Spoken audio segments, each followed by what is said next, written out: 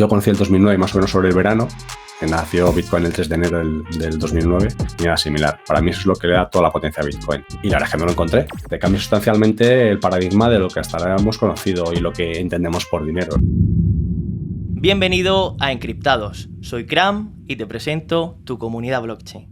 Hoy inauguramos podcast con un invitado muy especial, experto en ciberseguridad y, por si fuese poco, pionero en la tecnología blockchain, quien descubrió a Bitcoin en sus inicios y quien ha sido y es un referente para toda la comunidad. Estoy hablando de nada más y nada menos que de Víctor Escudero. Hola Víctor, ¿qué tal todo? Hola, muy buenas. Muchísimas gracias por la presentación. Casi se me caen las lágrimas. Muchísimas gracias a ti, de verdad, por aceptar la propuesta y venir aquí para aportar todo tu conocimiento con toda la comunidad. De verdad, muy agradecido. Bueno, pues vamos a darle caña para aquellos que aún no te conocen. ¿Quién es Víctor Escudero? Muy bien, pues a ver, tengo varias facetas. La parte más profesional, trabajo en temas de ciberseguridad, soy informático de profesión, por tanto, pues digamos perfiles tecnológicos, los cuales son muy dados a temas de blockchain, hay una cierta afinidad casi natural. Y en temas de Bitcoin, blockchain, etcétera, pues lo conocí en los inicios, tuve la suerte de poderlo conocer muy al principio y desde muy los inicios pues empecé a utilizarlo. Digamos que la típica fiebre del oro que uno tiene, pero en vez de por el precio de Bitcoin, por conocer cómo funcionaba blockchain al detalle, me enamoré desde el comienzo y desde entonces lo llevo siguiendo. Cómo ha ido evolucionando la tecnología, los distintos aspectos que han ido mejorando, todas las revoluciones que han ido de alguna forma creando y un poco pues todos los usos posteriores, ¿no? De las ICOs, ahora estamos con el tema de DeFi, los NFTs, etcétera, ¿no? Un poco toda la evolución del ecosistema alrededor. Y en el transcurso de toda tu carrera profesional, ¿cuándo fue el momento en el que descubriste a Bitcoin y cómo fue? Pues es un poco particular, porque lo conocí hasta 3 momentos distintos y como San Pablo, hasta que no me caí del caballo, pues no desperté, ¿no? Es decir, lo conocí en varios momentos sin todavía haberlo asimilado, porque yo me dedicaba a temas de trading con tema de Forex de forma más o menos amateur, echándole muchísimas horas en mi tiempo libre. Cuando tenía vacaciones me cogí varias semanas seguidas para poderme dedicar a ello, pero digamos que haciendo trading, pues arbitraje también puntualmente, pero sobre todo trading, pues en distintas monedas. Tenía un compañero que vivía aquí en España que se fue a Australia y él también se dedicaba allí y me mencionó un día y me dijo, oye, pues mira, en vez de estar habitualmente como estamos nosotros, que si entre yenes, que si dólares canadienses, que si distintas monedas y demás, dice, joder, ha salido una moneda que es digital, que permite intercambiarla por cualquiera de las otras y se llama Bitcoin.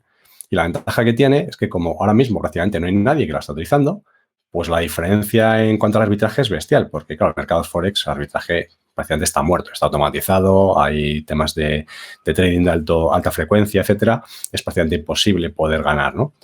Pero en cambio, arbitraje con otras criptos, o sea, con estas otras monedas que en aquel momento no había, apareció Bitcoin. La diferencia de si tú comprabas Bitcoins en euros o en dólares canadienses o en dólares australianos o en dólares norteamericanos o cualquier otra moneda era bastante grande. Entonces, él lo que hacía ya estando allí es él compraba en dólares australianos y luego la vendía en dólares estadounidenses y sacaba justamente la diferencia, ¿no? Y esto lo hacía pues casi de forma totalmente amateur y sin automatizarlo. Es decir, no se había construido un software de trading, ni había programado en Python en su vida, ni nada parecido, ¿no? Y él me lo mencionó. Yo dije, bueno, pues me parece muy bien, pero yo ahora mismo, digamos que esto me dedico por hobby, no es mi trabajo, me dedico por hobby de vez en cuando a hacer el trading. Eso implica estar pendiente de los índices de materias primas, se ha salido el índice manufacturero de no sé dónde, el mercado de Chicago, todo este tipo de cosas, o los índices de bursátiles, o qué es lo que ha dicho el Banco de Japón, el BOJ, por ejemplo. Y tampoco es una cuestión de ponerse a especular ahora con el arbitraje una moneda nueva que me han dicho que ha salido, ¿no? Y lo ignoré, pues básicamente se me quedó ahí, vale, pues ya está, ni me quedé con el nombre.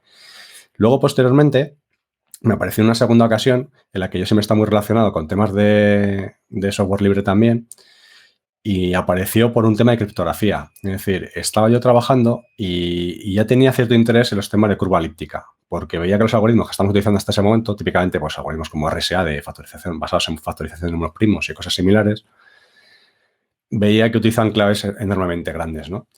para utilizarlas con sistemas, con servidores grandes, que era lo que se está utilizando en aquel momento, y con entornos cliente-servidor, incluso con portátiles y demás, no es un gran problema. Pero en el momento que estamos pensando que esto iba a empezar a tener un uso masivo de correo electrónico, de utilizar todas las tecnologías también para consultas en el banco, transferencias y demás, dijimos, en el momento que el teléfono empieza a ser el dispositivo principal, primario, el teléfono consume mucha batería. Y este tipo de operaciones son costosas computacionalmente y tienen un consumo de energía importante. Entonces, esto en un entorno sobremesa, en un PC de sobremesa, más o menos da igual, no hay gran diferencia, pero si lo llevas a miles de transacciones y lo llevas a dispositivos pequeños, el que vamos a utilizar claves mucho más pequeñas, igual de eficientes, es importante. Y en aquel momento la curva elíptica, los criptógrafos que había, ya tenían muy estudiado. O sea, esto no es algo nuevo, esto ya lo tenían de hace muchísimo tiempo. Pero se dieron cuenta que esa tecnología tenía un potencial muy grande, pero todavía les daba cierto miedo de promoverlo activamente como mecanismos seguros, ¿no? Los criptógrafos son enormemente conservadores y puesto una tecnología que está desarrollada hace 20 años que hasta que no está súper probado no te van a dar su recomendación, ¿no? Su sello de aprobación. Y yo lo estaba investigando pensando en poder hacer alguna aplicación o poder hacer algún tipo de desarrollo que hiciera uso de esta curva elíptica. Y en aquel momento un compañero de trabajo, que es desarrollador y programaba en aquel momento con Java, me mencionó, me dijo, mira, aquí hay un proyecto que están utilizando la curva elíptica, han creado una nueva moneda, por lo visto, se llama Bitcoin también, han creado una nueva moneda y están utilizando la curva elíptica para un tema de cifrado de información. Y me dije, pues qué bien, ¿no? En aquel momento yo estaba buscando papers por todos los sitios y apenas había usos reales en proyectos y buscabas por GitHub y buscabas por los entornos que entonces se miraba de software, muchísimos relacionados con el MIT también, y no había prácticamente nadie que estuviera utilizando activamente, ¿no? Entonces me lo mencionó y dije, joder, pues a lo mejor no estoy tan equivocado de que esto puede empezar a tener cabida en un futuro, ¿no? Esto seguramente, hasta ese momento RSA era el rey, básicamente, y había algoritmos similares. Y si bien en algoritmos de cifrado sí que había, LAES que ahora conocemos y todos estos, pues Blowfish y Triple D, estos son históricos ahí de hace un montón de tiempo. Para temas de firma digital, hashes y tal, no había todavía un uso bastante grande de la curva elíptica. Y cuando me comentó eso, dije, pues me puse a investigar, ¿no? Y miré un poquito, leí un poquitín por encima y rápidamente lo dejé. O sea, me duró muy poquito, básicamente lo miré y dije, vale, pues voy a seguir investigando por aquí, parece que tiene buena pinta. No es el único que se está planteando que esto puede tener uso en un futuro. A lo mejor hay que seguir por esa vía, ¿no? Y resulta que muy poquitos días después, también en el mismo sitio donde estaba, con compañeros, también muy de software libre, pues yo siempre he sido, digamos, muy de open source, muy de licencias GPL, etcétera. Y un compañero que habíamos estado comiendo el día anterior y habíamos estado discutiendo sobre el uso de distintas licencias, ¿no? Cuáles eran mejores, por qué algunos proyectos se utilizan licencias del MIT, por qué otras licencias eran GPL, si la GPL2 era suficiente para lo que queríamos conseguir, es decir, un poco hablando de las características típicas de software libre y demás. Y claro, yo ahí era una posición un poco más de apertura y él lo que decía es, a mí me gustan licencias estilo como por ejemplo la del MIT que te permiten incluso coger software que es de, llamémosle casi dominio público y de alguna forma poder hacer software comercial con él y no te obligan a volver a republicar todo lo que tú has hecho, todos esos desarrollos, lo puedes hacer a nivel comercial y no tienes por qué volver a entregarlos a la comunidad, ¿no? Y en esos debates un poco así de sobremesa, comiendo, y de vuelta al trabajo y demás, me comentó, oye, hay un nuevo proyecto que es este y mira, pues han sacado un nuevo proyecto hace muy poquito y resulta que utilizan la licencia del MIT. Es curioso, ¿no? Y en cambio, aparentemente, la gente que lo utiliza pues son súper fanáticos de software libre, ¿no? O sea, son Richard Stallman plus, llamémosles. Son muy radicales, muy ayatolás de software libre. Y claro, ya fue como la tercera vez que me llamó la atención. Había escuchado el nombre ya Bitcoin como por tercera vez. La primera vez a una persona que tiene que ver con Forex, que era totalmente ajeno al tema de software libre y demás. Otro tema, o la segunda vez por temas de seguridad, en este caso de criptografía. Y ya cuando la tercera fue de software libre, incluso gente que no se conocían entre sí. Sí, personas diferentes. Claro, ya dije, aquí hay algo que hay que mirarlo. O sea, ya lo he ignorado varias veces hasta que pones a investigarlo. Y me acuerdo esa noche llegar a casa, ponerme a hacer búsquedas y tardar un rato bueno hasta que di con ello. Porque claro, tú ponías Bitcoin, no aparecía nada. Ponías blockchain, no aparecía absolutamente nada. No en Google ni en ningún otro buscador. Hasta que ya por fin di con un foro que luego terminó siendo lo que ahora más adelante, bueno, bastante más adelante, luego es el bitcointalk.org, en el que estaban hablando sobre esta innovación y ya por fin llegué al paper de Satoshi. Y te puedo asegurar que esa noche, pues prácticamente no dormí. O sea, esa noche empecé a leérmelo. Era muy sencillito, muy poquitas páginas, pero empiezas a leerlo y al principio pues con cierto descrédito. O sea, todo hay que decirlo. Uno lo lee y dice, bueno, está muy bien, se le ocurre una idea fantástica a un chaval que seguramente pues ha dicho va a crear dinero de la nada, vamos a ver qué es lo que se le ocurre. Pero bueno, entonces empiezas a mirarlo y empiezas a darte cuenta de decir, joder, es que aquí ha unido ciertos cabos que es verdad que son cosas muy lógicas, pero que hasta ahora no se les estaba ocurriendo poderlo hacer de esta forma. Y esta idea de poder enlazar unos bloques con otros y poder tener una economía totalmente descentralizada sin tener un ente central que de alguna forma controle digamos que tengamos una única visión de la verdad centralizada en un solo sitio, un punto de fallo, pues esto que ha sido, digamos, como santo grial de las últimas 2-3 décadas y ya llevamos tiempo atrás también intentando conseguir sin tecnología, pues de repente se le ha ocurrido. Entonces, claro, cuando de repente ves un armazón en el que dices, parece que ha construido un coche en la que ya todas las piezas estaban.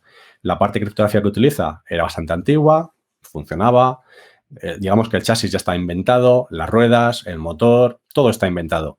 Pero claro, el coger y poner un motor de combustión junto en un chasis, con unas ruedas, con una dirección que gire, con una correa de transmisión, etcétera, para al final tener un producto final como un coche, dices, esto es rompedor. O sea, es verdad que hasta ahora teníamos piezas, pero hemos pasado de tener inventada la rueda a tener un coche. O sea, la cosa es totalmente... cambia bastante, ¿no? Y según seguía leyendo, pues claro, al principio totalmente siempre mi cerebro un poco de ingeniero y de pensamiento crítico, pues es buscar dónde puede estar el fallo, ¿no? Dónde puede estar la tercera pata del gato, que aquí hay algo que se nos está escapando, ¿no? Seguramente hay algún punto de ruptura que sin entrar a analizar el código, pues esto pueda dar lugar a problemas, ¿no? Y la verdad es que no lo encontré. Y entonces, ya te digo que esa noche dormí muy poquito, me levanto, lo típico, vas al trabajo y tal, y cuando vuelves a casa de nuevo, pues dices, bueno, esto hay que seguir investigándolo. Y entonces es cuando ya miré el código. Entonces, me bajé el Bitcoin, lo que ahora es el Bitcoin Core, el Bitcoin D, digamos lo que es el programa, que había hecho una versión, Satoshi había hecho una versión, digamos, en modo demo para demostrar que lo que era su prueba funcionaba y había hecho una implementación de su propio algoritmo, digamos, de lo que había escrito en el papel, ¿no? Estaba hecho en C++ principalmente, o sea, principalmente en C, y había algunas cositas de C++, y era código un poco, no espagueti, pero era código, digamos, que se notaba claramente que no está desarrollado por un programador nativo en este lenguaje de hace muchos años, ¿no? Es decir, había algunas bibliotecas que llamaba y algunas otras cosas que él hacía, por ejemplo, que en vez de llamar una biblioteca habitual, bastante estándar y muy conocida, pues él había programado todo el código para hacer lo mismo, ¿no? Que hubiera sido una sola llamada, pues directamente programarlo. Entonces, eso claramente no lo conoces. Seguramente se has programado en algún otro lenguaje y aquí pues has intentado hacer una traducción a lo que, cómo esperas tú que habría que hacerlo aquí, ¿no? Entonces empiezas a revisar el código buscando errores, pero claro, al final y al cabo dices, bueno, el código puede tener errores, sí, seguramente tendrá varios bugs. Pero si esto atiende a la descripción de lo que dice el paper, no va a tener errores en sí, no va a tener errores gordos, digamos, de lo que es el protocolo como tal, lo que es blockchain como tal, no los va a tener. Podría tener errores de un programador, se le ha ido pues, un índice en un buffer, ha tenido un buffer overflow, porque o ha liberado memoria cuando no debe, cosas de este estilo, ¿no?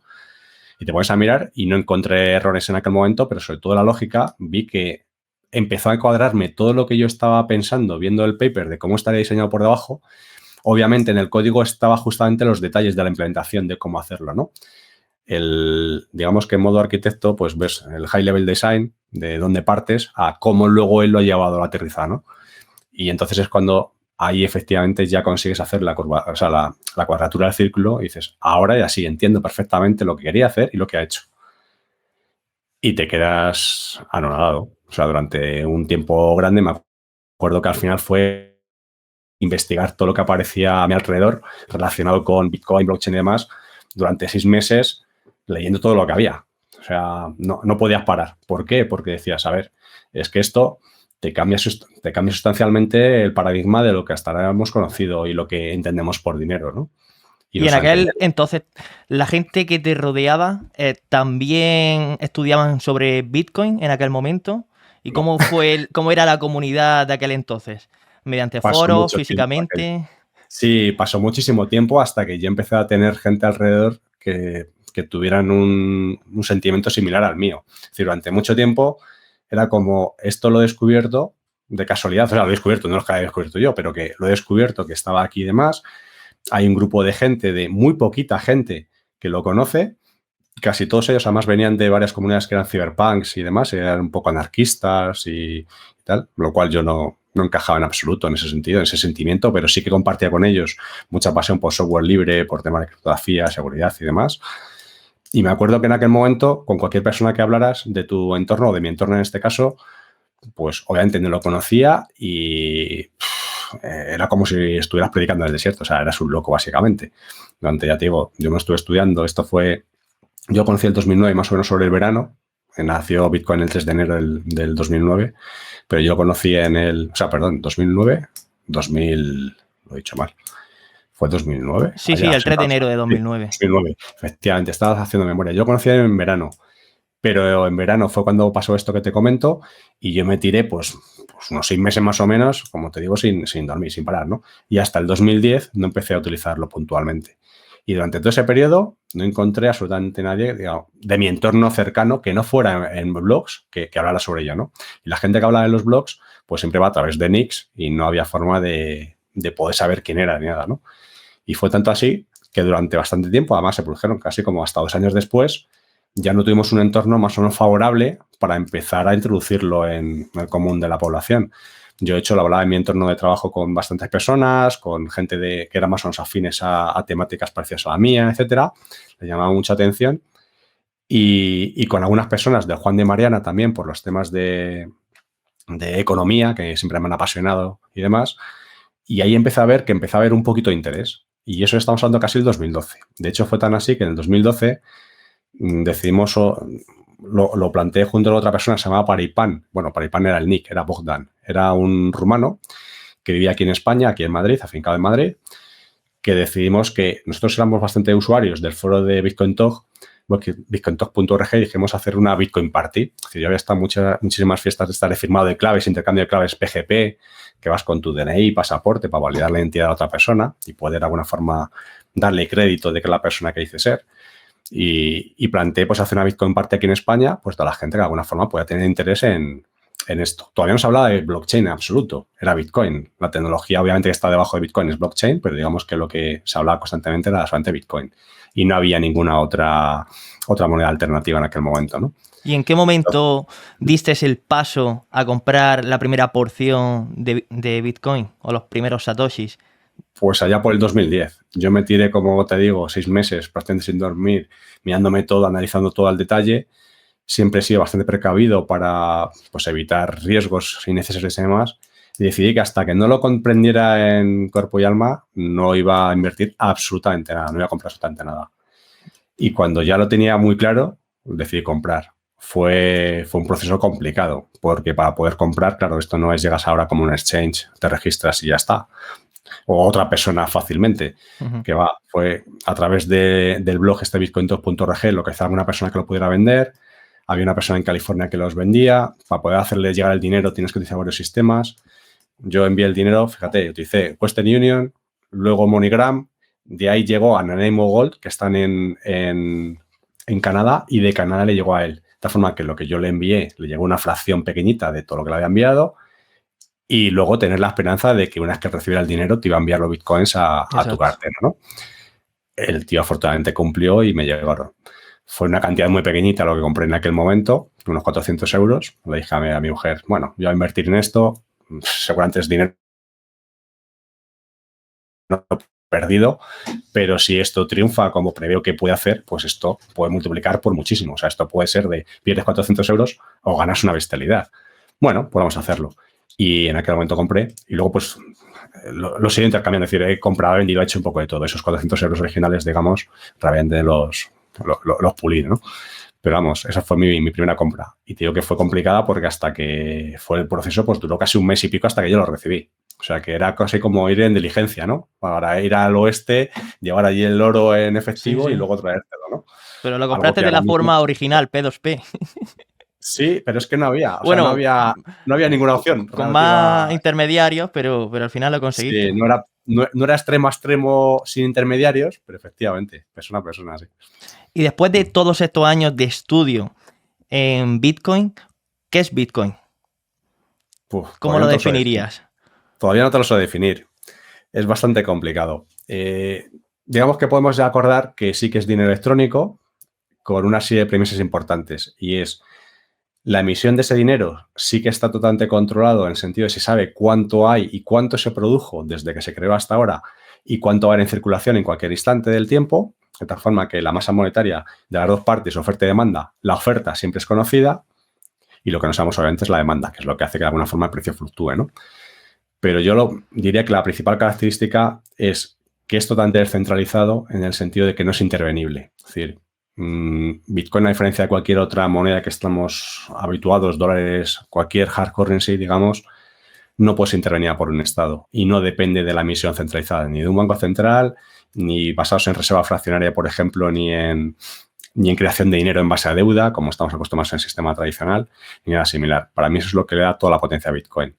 Que para hacer eso posible utiliza tecnología, utiliza criptografía, utiliza blockchain, que es lo que realmente es el caballo de Troya, digamos. Bueno, caballo de Troya, es la fuerza, digamos, que está detrás de Bitcoin.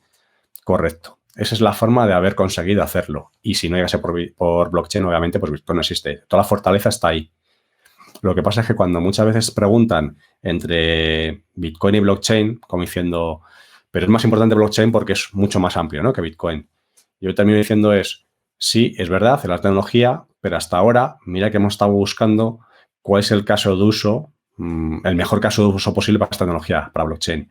Y todavía no hemos encontrado una mejor que para la transmisión de riqueza, en este caso, como es Bitcoin.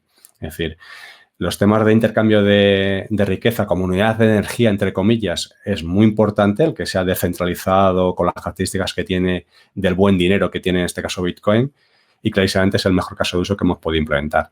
Yo estoy convencido que implementaremos otros muchos más basados en confianza, que es lo que te da confianza descentralizada, que es lo que te da blockchain, pero a día de hoy es el mejor ejemplo de lo que sería un experimento en los que el pico del iceberg es justamente Bitcoin y tiene que haber muchísimo más debajo de ese iceberg, pero todavía no hemos llegado a excavar mucho más hondo y ver la profundidad del iceberg que viene debajo. Entonces, la principal propuesta de valor, la principal ventaja competitiva de Bitcoin, ¿cuál considerarías? Para mí que no sea intervenible. Que no sea es intervenible. Decir, ¿Y la inmutabilidad la la consideras también? Va relacionada. O sea, la mutabilidad, por ejemplo, va relacionado. La mutabilidad, por ejemplo, es si nosotros queremos, por ejemplo, voy a poner un ejemplo que tiene que ver con la fungibilidad. Sí. El código es ley. El código. Bueno, sí. Eso es. Eso nos gusta mucho a los programadores, a los techies, como llamo yo, en general, a los ingenieros. Pero la mutabilidad, por ejemplo, es una propiedad que termina derivando en otras funcionalidades, otras propiedades, para mí, de más alto nivel todavía, más alto grado. ¿Por qué? Por ejemplo, cuando tú haces una transferencia en cripto, vamos a decir que sea Bitcoin, pero puede ser cualquier otra, puede ser Monero, puede ser cualquier otra. Cuando haces una transferencia, por ejemplo, en cripto, cuando tú haces esa transferencia, si te equivocas, no hay reversibilidad. Es decir, una vez que yo te envío los Bitcoins, es como si yo te doy un billete de 50 euros y tú te lo has guardado. Si yo me he equivocado y te he dado 50 euros, tenía que haber dado 25, tiene que ser de tu buena voluntad que tú me los quieras devolver. Pero yo no te puedo meter la mano en el bolsillo para quitártelos. O no te lo puedo robar directamente con la inflación que puedo generar arbitrariamente, ¿no? Entonces, en ese sentido, el que sea inmutable, por ejemplo, puede tener propiedades buenas o puede tener propiedades malas. Si tú eres un comercio y a ti te están pagando, por ejemplo, en un momento dado con una tarjeta, si esa tarjeta está robada, o sea, es una tarjeta robada, la pueden anular, tú tendrás un seguro con Visa, Mastercard, etcétera, y te lo cubrirá. Pero digamos que si no estás cubierto por ese seguro, si esa tarjeta se anula, te han hecho una compra de 100 euros con la tarjeta, tú pierdes ese importe. Tú entregaste un servicio o un producto, imagínate que has vendido un jamón de pata negra y a ti te han pagado 100 euros o 500 euros con la tarjeta, ¿no? Si resulta que esa tarjeta es fraudulenta y no está asegurada, tú has perdido el producto, perdiste el jamón de pata negra y has perdido tu dinero. El que no sea, el que no se pueda modificar, que sea, digamos, irreversible, no inmutable, sino irreversible, hace que para el comercio sea muy bueno, en el sentido de una vez que ha recibido su pago, no se lo puedan retirar. En ese sentido está bien. En cambio, si miras desde el punto de vista del consumidor, es un doble riesgo, porque, por ejemplo, tú puedes haber hecho una transferencia con tu banco a un sitio que te has equivocado o has enviado más dinero o menos lo que deberías. Si le quieres dar marcha atrás, retroceder esa transferencia es relativamente sencillo. Llamas a tu banco, me ha pasado esto, se da marcha atrás y ya está. No hay mucha historia, ¿no? Claro, imagínate que tú te has equivocado y el código es ley, ¿no? Pero tú te has equivocado, has puesto 0,000,1 y 0,000 y has enviado no sé cuántos bitcoins. Una barbaridad. Todo lo que tuvieras, por ejemplo. Ya no puedes dar marcha atrás. Eso tiene esa penalización, ¿no? Por otro lado, asociado a esto que comentabas de la mutabilidad, pero también es importante que la fungibilidad de que todos los bitcoins son iguales. Es decir, no hay bitcoins manchados. Esto que se llama de bitcoins coloreados, ¿no? Los bitcoins, un bitcoin vale lo mismo que el de al lado. Exactamente igual. No depende de su procedencia ni nada similar. Es decir, no es que sean billetes marcados que, por ejemplo, como han intentado si tú recibes, imagínate tú recibes un pago en euros y resulta que luego se descubre que parte de ese pago a ti que a ti te ha llegado, te han dado en billetes y demás, parte de esos billetes provienen de un robo de una sucursal cercana a donde tú vives y que están con billetes marcados con una cierta numeración, ¿no? Puedes tener un problema porque tú has terminado teniendo un dinero que de alguna forma está marcado en el sistema como que son billetes ilegítimos. ¿Vale? Pero en principio los billetes todos valen lo mismo. Un billete de 20 euros, el de la izquierda y el de la derecha, aunque tenga distinta numeración, valen igual, ¿no? En Bitcoin es muy importante justamente que sean totalmente fungibles, es decir, sean idénticos entre ellos. Lo mismo que pasa con la función del oro. Es decir, un gramo de oro es un gramo de oro. Es un elemento químico puro y da igual que el oro provenga de Sudáfrica, de Alemania, de España, de donde sea. Da exactamente igual. Es oro. Es un elemento que no lo vas a poder alterar. Dependerá la pureza que tenga, pero el oro, si es puro, es bastante igual, ¿no? Pues aquí en Bitcoin también. Esa funcionalidad es importante. Y la mutabilidad es la forma que hemos conseguido, digamos, a través con la cadena de bloques, digamos, de solucionar el problema, de tenerlo todo ahí. Pero también tiene sus pegas. Es decir, tienes datos que has almacenado en una cadena de bloques con más o menos transparencia en función de la cripto elegida, sea Bitcoin o sea otras. Y todo eso, digamos, que no tiene fin en el sentido de que vas aumentando la cadena de bloques una tras otra y es verdad que es inmutable, es decir, no puedes alterarla. Una vez que está ahí, ya no puedes alterar. Eso quiere decir que a lo mejor lo que tú ahora mismo no eres capaz de tracear, en un futuro sí es posible. Con las nuevas tecnologías se puede hacer mucho más fácilmente, ¿no? Y a lo mejor te has puesto una transacción, has puesto cierta información. Imagínate tú, por ejemplo, has utilizado una cadena de bloques de Bitcoin para en medio meter datos, como por ejemplo el hash de una foto o incluso una propia foto. Has utilizado y dices, bueno, esto que me ocupa 300K, pago la comisión de envío de Bitcoin y le meto una foto. Y luego, con una herramienta, es capaz de extraerlo.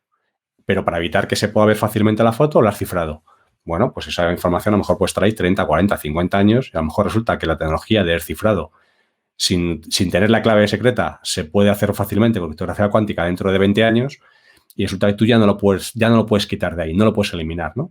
Es como lo que estamos acostumbrados del derecho al olvido, ¿no? En Internet. Pues a lo mejor una vez que has subido cierto contenido no lo puedes eliminar. Para lo bueno y para lo malo. Entonces cumple con una función de que no sea fácilmente alterable, esa es la permanencia como tal, pero por otro lado tiene unas características que es importante conocer cómo funciona para evitar males mayores a futuro también. Y como tema de actualidad, que ahora se pueden crear NFTs en la blockchain de Bitcoin, ¿afectaría al protocolo? ¿Sería un inconveniente? No, de hecho, blockchain como tal, que es el protocolo, digamos Bitcoin con mayúsculas en este caso, y bueno, digamos blockchain porque es lo que está debajo.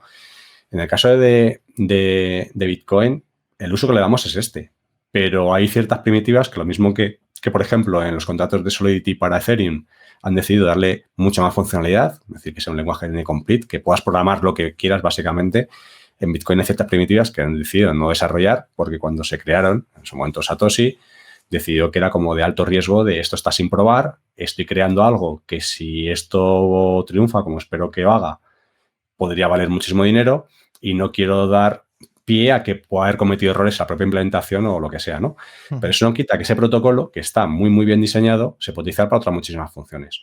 Creación de NFTs, por ejemplo, el tema que te comentaba antes simplemente de almacenar un simple hash que te puede decir que tú eres el propietario de un contenido. Tú puedes ser el autor de un libro, un podcast, lo que sea, y tú demostrar de alguna forma la autoría o sobre todo la existencia de un producto. Sí, tiene una patente que puede ser auditada a nivel público por todas las personas. Eso es. Entonces, se puede utilizar para ese tipo de cosas y de hecho se está utilizando y me parece muy bien. De hecho, han empezado, o sea, hace un tiempo lo que se pensó es cómo poder sacar partido de ese protocolo para elevar una capa de abstracción mucho mayor y poderle hacer uso, ¿no?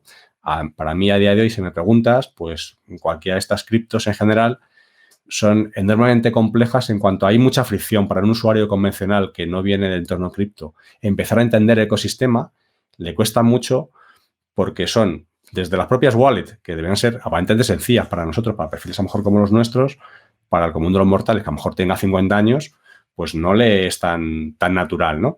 Y tiene que conocer demasiadas cosas. Esto de saber que tú haces una transferencia y tienes que esperarte a que se confirme y una confirmación se recibe de media en 10 minutos, pero a veces son 23, a veces son 3, etcétera. Y hay muchas particularidades que deberías de conocer. Yo creo que es muy importante que creemos ecosistemas por encima, una capa de abstracción mayor que permita utilizar la tecnología sin conocer qué es lo que hay debajo, ¿no? Es un poco parecido la comparativa con lo que entendemos, por ejemplo, con el correo electrónico, ¿no? Yo me acuerdo que al principio de empezar a trabajar, muy a los comienzos, pues tenías que hacer, para probar cómo funciona el correo en una estafeta de correo aquí, pues hacías el telnet al puerto 25 del servidor, ponías el hello, soy fulanito, ponías las cabeceras, el from, el to, es decir, escribías todo en texto puro y duro, en línea de comandos absolutamente todo, codificabas lo que querías con U-encode, ni siquiera mime ni nada, lo ponías en contenido y terminabas cerrando, ¿no? Hacías un by y cerrabas la conexión. Entonces, tú cada vez que querías enviar un correo, tienes que hacerlo totalmente a mano por línea de comandos. Y tenías que ir al servidor al que sabías dónde estaba la dirección de destino. Hoy en día, cualquiera escribe un correo en Gmail, cualquiera de los gestores habituales, y lo puede hacer cualquier persona sin tener mucho conocimiento de informática, ¿no? Pues, claro, el correo está muy bien que para a nivel de ingeniero tú sepas cuál es el puerto que se utiliza, si es el 25 o es el 2055, se utiliza cifrado, TLS por encima o no, las particularidades de protocolo y cómo funciona. Está muy bien que conozcas las tripas, pero para ser un usuario, tú tienes que saber que cuando tú envías un correo, funciona. Y Tienes que poner un la campo de usabilidad. dónde va el destinatario y ya está. Y eso a día de hoy todavía nos falta mucho. Entonces, creo que es muy importante que empecemos a crear capas por encima de abstracción que faciliten esto. Para mí tendrá éxito, por ejemplo, Bitcoin o cualquier otra cripto el día que tú seas capaz de enviar dinero o recibir dinero sin saber que debajo está Bitcoin. Es decir, tú envías euros y no te enteras que debajo vas a enviar Bitcoins. Tú quieres enviar 200 euros desde aquí a cualquier otro país, le des a un botón, llegue y el otro te diga, vale, efectivamente, está recibido conforme. Y eso será en cuestión de segundos sin que tú por debajo has utilizado Bitcoin. Cuando la gente no llega a hablar de Bitcoin, por ejemplo, es cuando habrá triunfado. Hasta ese momento todavía, pues, tenemos que estar en las fases previas. Todavía falta mucho de usabilidad. Sí, el acceso fácil al resto de los mortales, sí. Y para cualquier persona que no esté muy familiarizada con esta temática, pues hacerlo la usabilidad lo más sencillo posible. Y hablando de todas las características de Bitcoin, ¿qué similitudes encontramos con la economía austríaca? Vale, son entornos que comparten unos pilares similares. Es decir, por ejemplo, en este caso, el grupo de desarrolladores o quien se denomina Satoshi, porque pienso que pueden ser varias personas y demás, que comparten ciertas similitudes, sobre todo filosóficas, ¿no? De orígenes, de forma de pensar. Es decir, la escuela austríaca, en sentido de como fuente liberal de pensamiento, aquí pues ha habido grandes pensadores de la Escuela de Salamanca también y demás, comparte una visión del mundo económico que, por desgracia, no es compartida por la mayor parte, por el mainstream de los economistas, pero es una visión bastante liberal en la que de alguna forma te están diciendo, cuidado con papá Estado, no le entreguemos todas las puertas del reino a papá Estado porque no va a velar por nuestros intereses necesariamente. Y en ese sentido, la filosofía de Bitcoin de ser tu propio banco y tener todo el control, ¿no? De not your keys, pues not your bitcoins. Si tú no tienes las llaves, no es tu casa, ¿no? Pues algo parecido. Pues esa filosofía es muy similar. Y de hecho, en la escuela austríaca también, pues incluso, por ejemplo, si lo comparas con el tema del oro, pasa algo parecido. Es decir, el oro lo han visto tradicionalmente como un bien que de alguna forma se opone te protege frente a la inflación y demás, como un valor, digamos, refugio. Tiene una visión más o menos similar. Y aquí Bitcoin, de alguna forma, ha intentado copiar la creación de ese oro, pero en este caso oro digital, ¿no? Es decir, con las mismas propiedades que tiene el oro. Pues es valioso, ¿por qué? Porque le hemos atribuido una serie de funciones los humanos que nos consideramos que es valioso. Nos gusta cómo brilla, lo que sea. Que al fin y al cabo es escaso, tiene que ser escaso, se puede dividir. En el caso de Bitcoin se divide muchísimo mejor que el oro, que se puede fraccionar, gramos, onzas, monedas, etcétera. Es decir, tienes que cumplir con la fungibilidad, con todas las características típicas que puede tener buen dinero, ¿no? Y en este caso Bitcoin pues es una réplica de cómo hacer esto en este sistema. Yo creo que para los economistas, o sea, para la gente de la escuela austríaca, hay todo tipo de visiones. Hay gente que está muy a favor de Bitcoin, otros no tanto.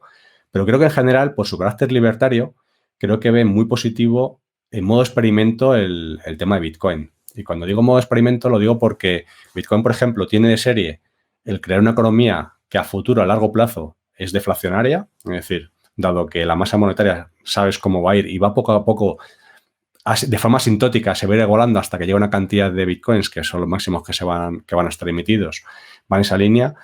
Por ejemplo, ese tipo de visión de una economía deflacionaria, pues la realidad es que a día de hoy no sabemos cómo funcionaría. Ha habido muchísimas hipótesis y parte de ellas de la escuela austríaca de que podía funcionar muy bien, pero no se sabe. Y es un experimento que este tipo de software, por ejemplo, permite realizar, ¿no? Entonces, yo creo que ellos lo ven con bastantes ojos de vamos a seguirlo muy de cerca. Algunos de ellos son grandes fanáticos, digamos, de la moneda y están muy proclives a ello. Pero incluso los detractores de Bitcoin, por ejemplo, que también los hay dentro de la escuela austríaca, les interesa mucho ver el fenómeno. Les interesa mucho porque, de alguna forma, hemos conseguido programar una serie de reglas metidas en el código que ellos quisieran ver cómo funcionan y ver si funcionan adecuadamente. Y comparten la misma visión de que sean las personas las que decidan por sí mismas lo que es valor y lo que no es valor, que no les venga de alguna forma impuesto. Es decir, esto del dinero fiat basado en fe, y más que fe es por el uso de la fuerza de que va a tener que ser un tipo de moneda que tú utilices para pagar impuestos, por ejemplo, con ella, obviamente no les gusta, ¿no? Entonces, cualquier otra acción, cualquier otro tipo de opciones que les permita el poder disponer ellos de su propio dinero, obviamente les es interesante. Aquí en España, por ejemplo, el Instituto Juan de Mariana, yo doy varias conferencias en él y hay muchas personas, hay gente conocida, Rayo, Juan Ramón Rayo, etcétera, que son muy conocedores de la tecnología. No diría defensores. Yo creo que igual que Rayo, por ejemplo, pues algunas veces habla bien, otras veces habla mal, igual que me pasa a mí mismo también sobre Bitcoin, pero creo que en general lo conocen bastante bien y están muy interesados por ello. Y porque Bitcoin para ti es libre, puesto que, refiriéndome a un acuerdo de consenso y el efecto red, claro, inicialmente, si quieres, puedes poseer o no Bitcoin, pero una vez que haya un patrón Bitcoin, pongámonos en situación en un futuro, si todo el mundo tiene Bitcoin, las personas necesitan sí o sí poseer Bitcoin.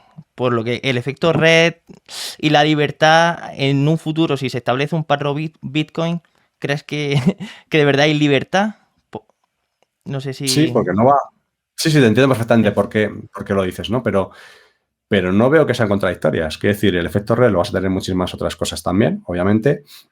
Interpreto por lo que dices que, claro, el efecto red es si al final todo el mundo tiene Bitcoin y tú quieres tener cualquier otro tipo de economía, pues si tú quieres intercambiar con otros, el esperanto, digamos, la lengua del reino, en este caso la unidad de moneda de intercambio, pues sería Bitcoin, ¿no? No creo que lleguemos a esa situación en la que pues reemplacemos otras monedas que hoy en día, pues hoy será el dólar, pasado mañana será el renminbi chino o yuanes o será otra, ¿no? No tanto que lo reemplace, pero vamos a ponernos incluso en un escenario que dices, venga, prácticamente todo el mundo utiliza de forma habitual Bitcoin, ¿no? Entonces, el que no quiera participar no lo va a tener. No, porque Bitcoin yo lo veo en ese sentido de experimento. Es decir, hoy es Bitcoin, mañana se llamará otra cosa. Podría no ser Bitcoin, podría ser cualquier otra cripto. Lo que digo es que Bitcoin sí te ha traído la libertad en cuanto a que es la democracia hasta el extremo puro. Es decir, participas o no participas en base a si tú quieres. Si tú, por ejemplo, al igual que hoy en día quieres pagar algo en dólares, pues a lo mejor tú tienes solamente euros, puedes hacer la conversión. ¿Que son dólares porque te han dicho que el petróleo se paga en dólares? Pues harás la conversión a la moneda que te pidan, ¿no? Pero tú te manejarás la que tú quieras. Lo importante es, puede ser Bitcoin o otras decenas, centenas o millares de criptos que también hay. Y todas te traen esa libertad. Yo lo que digo es que te trae esa libertad en el sentido de no está controlada por nadie, todo el mundo sabe, es muy transparente, todo el mundo sabe las cantidades que hay. Además, transferencias se ven. No se sabe de quién son, a qué destinatario, pero se sabe todo el dinero que se está moviendo, cuánto dinero hay en circulación en cada momento. Es decir, tiene un nivel de transparencia muy grande. Y cada vez que hay que votar, y cuando digo votar me refiero pues desde soft fork o hard fork, es decir, variaciones, por ejemplo, del proyecto a nivel de desarrollo, por ejemplo, de código, o que los mineros decidan actuar de una forma distinta, etcétera. Al final es una comunidad de vecinos de muchos millones de personas, las cuales nos tenemos que poner de acuerdo todos, ¿no? Esto, si recordamos, cuando hace bastante tiempo se produjeron las típicas batallas de vamos a aumentar el tamaño de bloques, porque los mineros decían, si en vez de tener un tamaño de bloque de 1 mega, podemos tener tamaños de bloques de 2 megas o de 4 o incluso de 8, pues en vez de meter, me invento, 1000 transacciones en el bloque, pues podrás meter 4000, 8000 o 20000 transacciones. Y dado que parte de mi comisión que me estoy llevando como minero va en dependencia directa del número de transacciones que se realizan, pues seguramente mis comisiones suban. Bueno, es una forma cortoplacista de pensar, podría ser así, pero la realidad es que al final se les ha dejado que tengas tamaños de bloque arbitrariamente grandes, pues llega a 8 megas si quieres, pero la práctica tamaños de bloque que solemos ver, para que sean óptimos, suelen estar entre 1 y 2 megas a día de hoy. Puedes llegar a mucho más, sí, pero normalmente suelen estar en ese ritmo. ¿Por qué?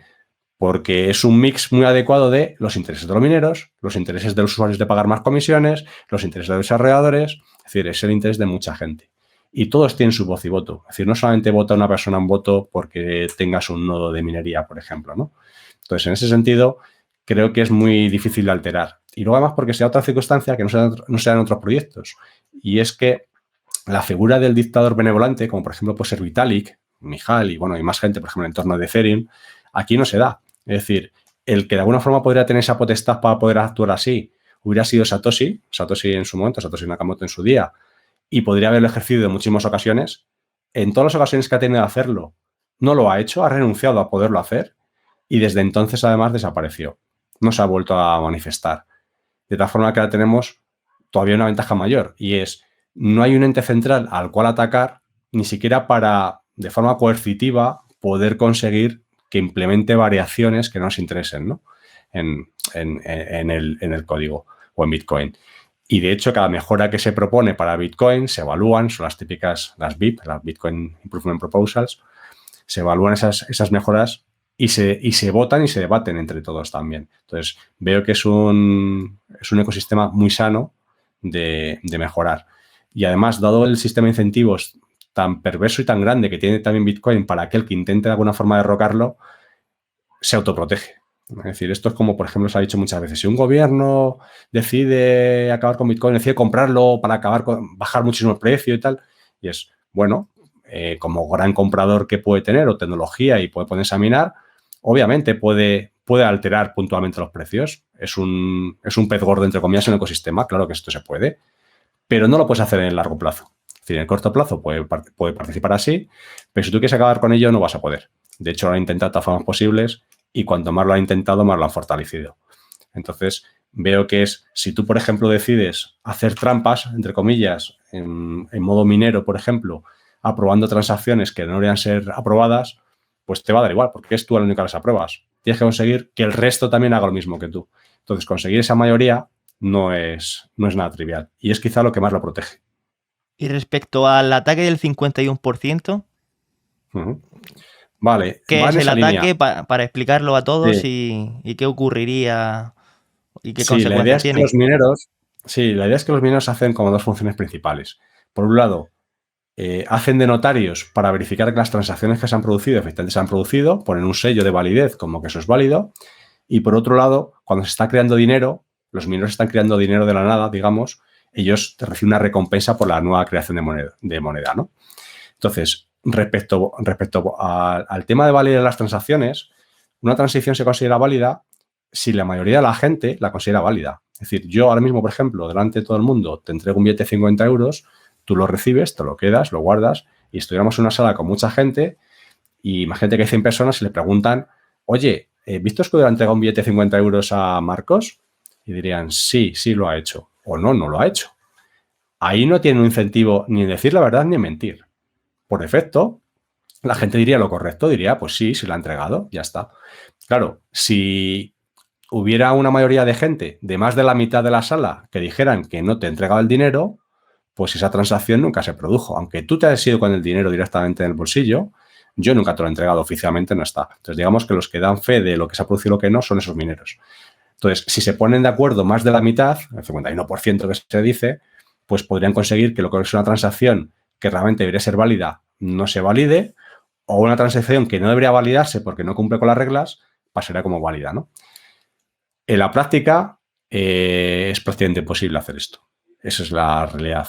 Además, el ataque este es teórico, es un ataque básicamente a mayorías, y se sabe que se podría hacer con bastante menos de ese 51%. Se especula, se produjeron varios informes al respecto, se especula que puede estar alrededor de un tercio más o menos, aproximadamente, ¿no? En cualquier caso, es un tipo de ataque que no es nada realista conseguir.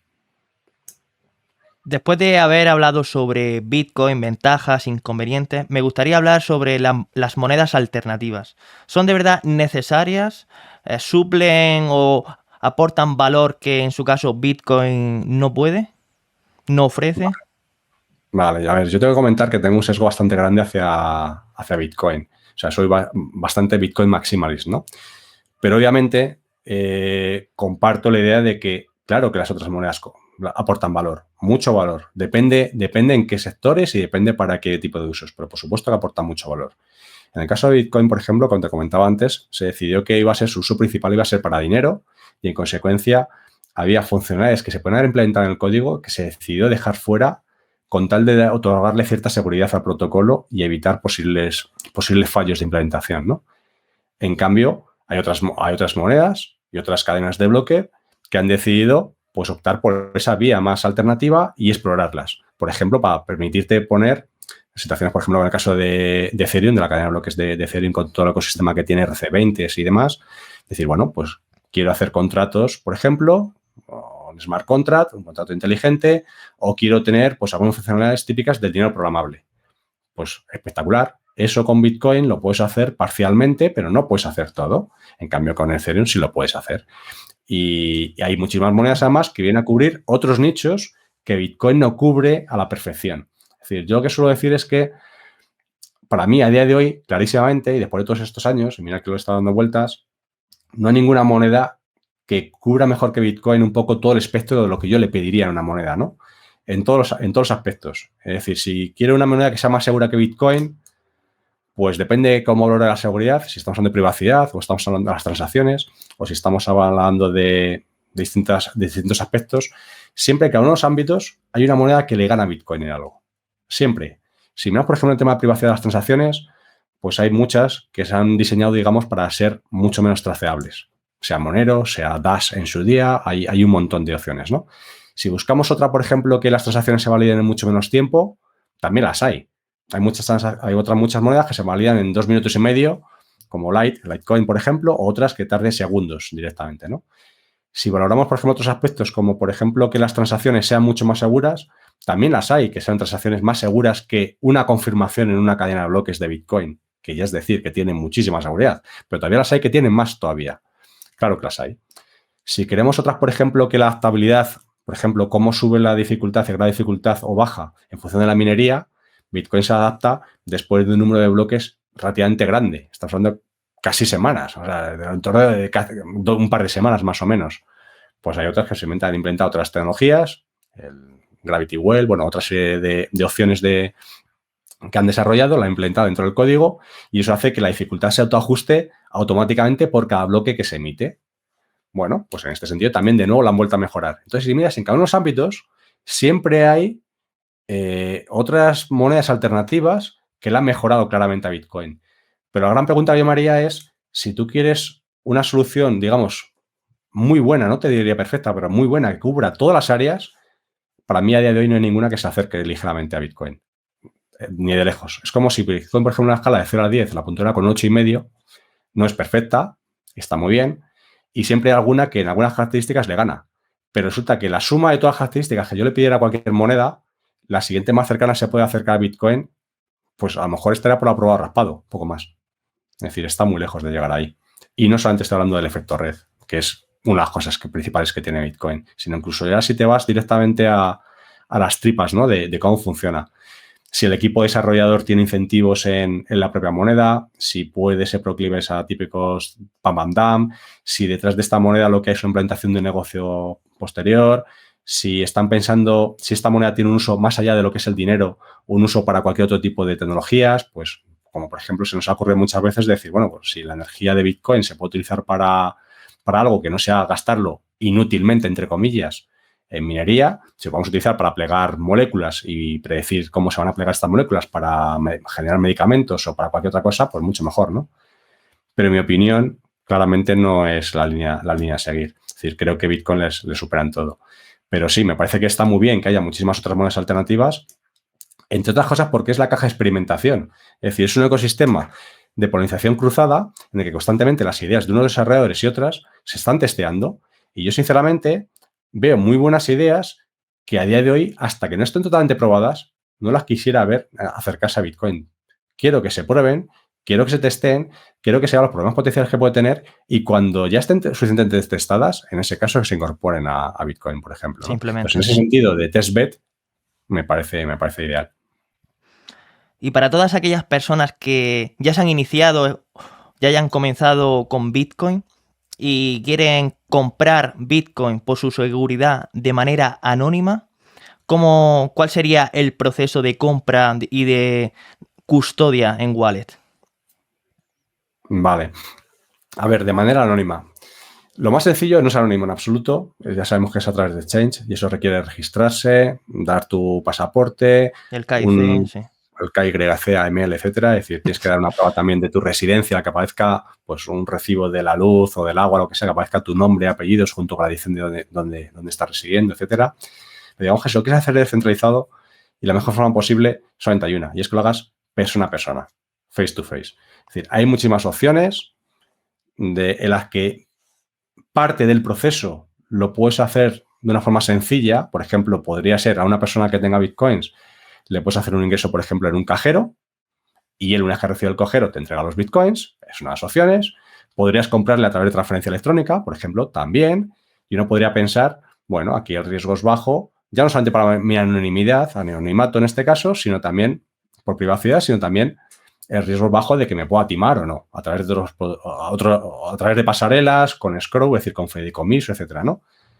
La realidad y por mi experiencia, si al final lo quieres hacer con un grado de privacidad importante y demás, tienes que renunciar a todo ese tipo de cosas. Es decir, en el momento de toques euros, da igual que sea para hacer un ingreso en un cajero, vas a estar con una cámara delante del cajero de la entidad bancaria, se va a quedar registrado, etcétera. Es decir, al final vas a asumir riesgos. La única opción es quedando persona en persona, un sitio público en el que la otra persona, siempre compartiendo los dos, estando los dos al lado, uno hace la entrega del dinero, el otro en ese momento le entrega los bitcoins a su wallet, los recibe, comprueba, se espera que se estén confirmados, a que reciba una confirmación, 2 confirmaciones, las que necesite.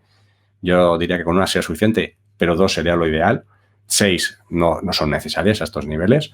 Y una vez que está confirmado, pues ahí ya tienes la seguridad. Pero tiene que ser persona a persona. Se puede hacer buscando, por ejemplo, para los enlaces iniciales, es decir, para localizar a esas personas, pues plataformas que te permitan de alguna forma conocer quiénes son los posibles vendedores. O si tú quieres comprar, o si tú quieres vender, pues también quiénes son los compradores, ¿no? Plataformas del estilo de Hodel, o plataformas de estilo de lo que antiguamente era BitSquare, que es Bisq, por ejemplo, otras plataformas similares. Pero yo las planteo más bien como plataformas de darse a conocer, no tanto para utilizarla de forma totalmente descentralizada.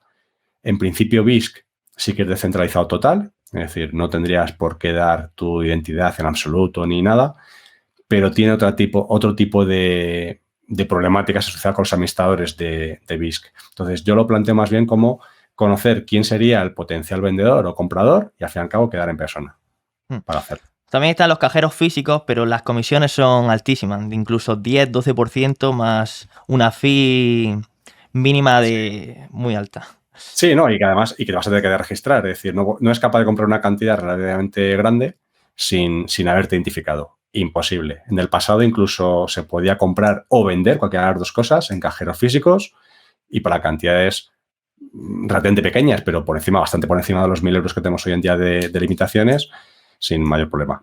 Hoy prácticamente esto es imposible. Y una vez compramos los Bitcoin, ¿qué monedero recomiendas? Vale, aquí depende un poco del perfil de la persona, qué es lo que esté buscando, ¿no? Si lo que va a almacenar grandes cantidades, obviamente lo que le recomendaría es ser una hardware wallet.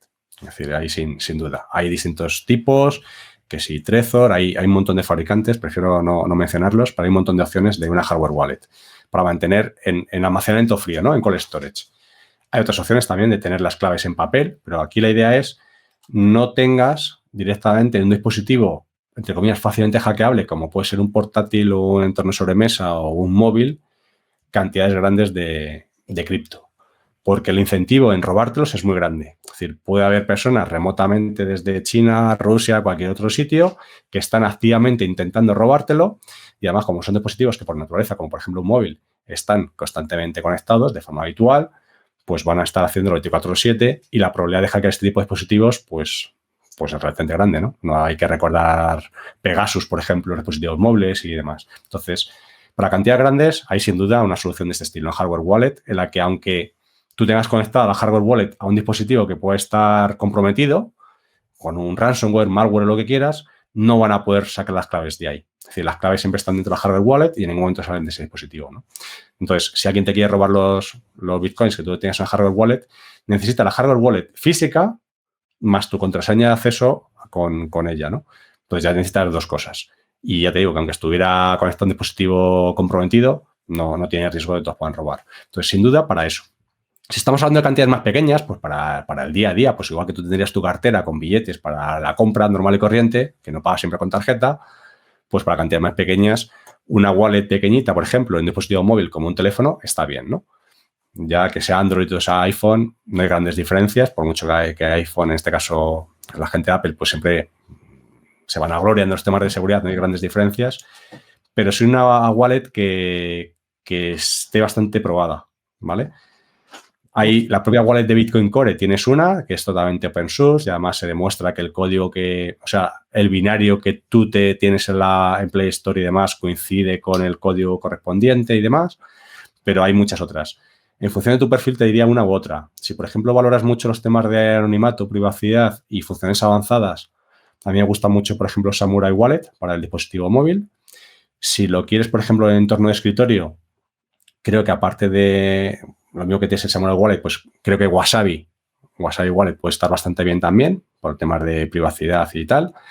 Y si quieres una cartera un poco más todoterreno para tu tipo de perfiles, desde gente nueva que lleva poco tiempo a gente que ya lleva un tiempo, pues creo que Blue Wallet y Moon Wallet pues pueden ser carteras razonables, que funcionan razonablemente bien y se comportan bien. Y que digo cuando se comportan bien, que por ejemplo, por defecto, sin tener que entrar a la configuración avanzada, cuando tú recibes un envío de Bitcoin, no te sume el saldo automáticamente, que me parece bastante importante para una persona que va a comprar Bitcoins por primera vez, te ponga, están en camino X, 0,03 Bitcoins, por ejemplo, pero que no te lo sume automáticamente el 0,03 hasta que no estén confirmados, ¿vale? Porque da lugar muchas veces a falsas expectativas de que una vez que te han hecho el envío, ya tienes tu Bitcoins. Y no, hasta no están confirmados por la comunidad, no están ahí. Y eso puede requerir 10 minutos, 20 minutos, más tiempo.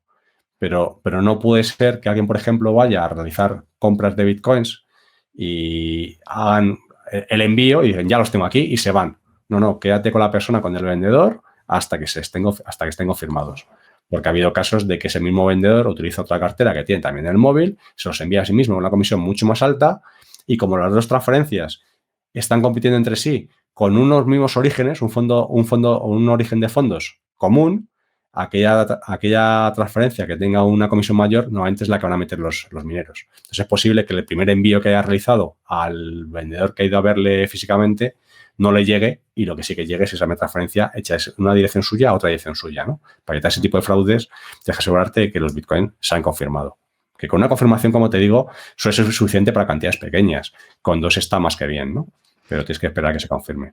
Una vez tenemos nuestra wallet, ¿dónde recomiendas guardar la frase semilla?